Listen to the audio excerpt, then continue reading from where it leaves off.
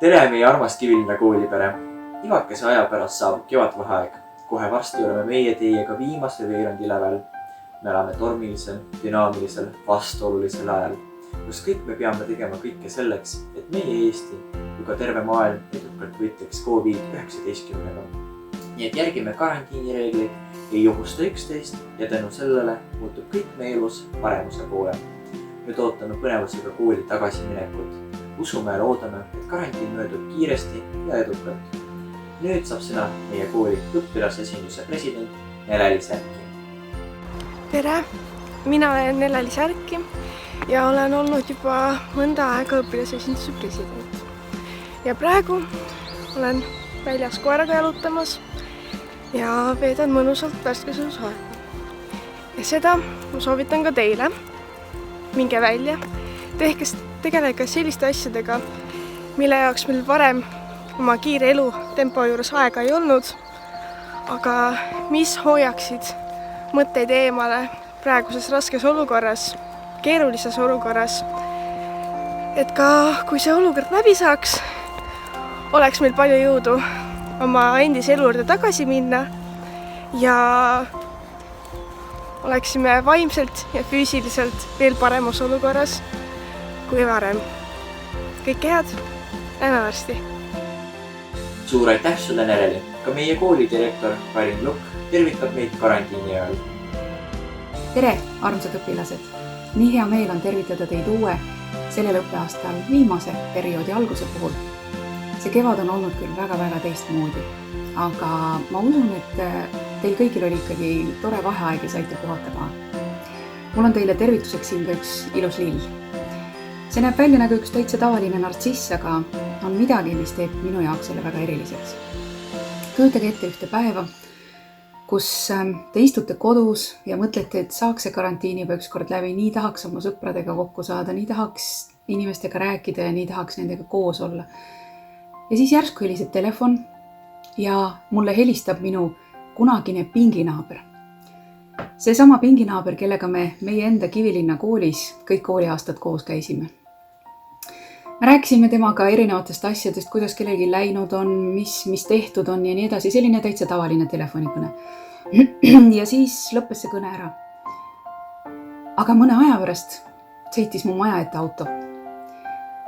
Ja sellest autost tuli välja minu pinginaaber ja tõi mulle kingituseks ukse taha ühe sellise paki, kus oli maitsev kook ja just nimelt seesama ilus nartsissipott.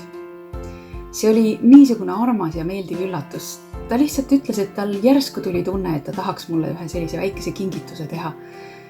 Ja ma kohe tundsin, kuidas kogu see päev läks nii palju ilusamaks ja kuidas siukene pisikene asi, siuke pisike lilleke võib nii palju rõõmu tuua. Ja ma mõtlesin, et ma räägin teile selle loo just nimelt sellepärast, et öelda teile, et koolis käimine ei ole sugugi alati ainult teadmiste omandamine. Koolis käimine on ka suhtlemine, koos teistega olemine ja olulised on need inimesed, kellega koos me neid teadmisi omandame ja seda õppimises koos oleme.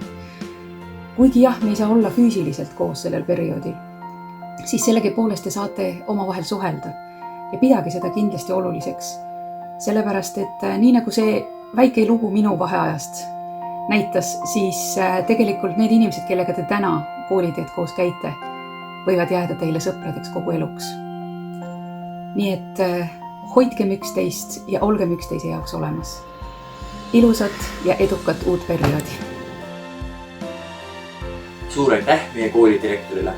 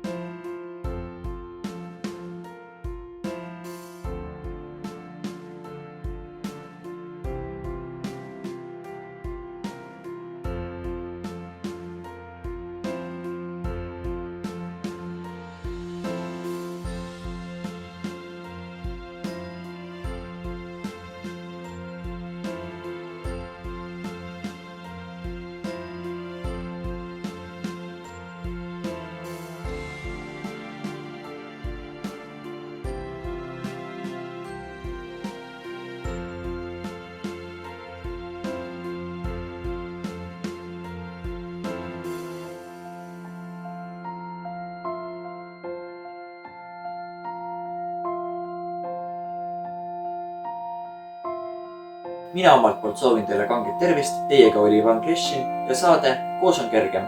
aitäh!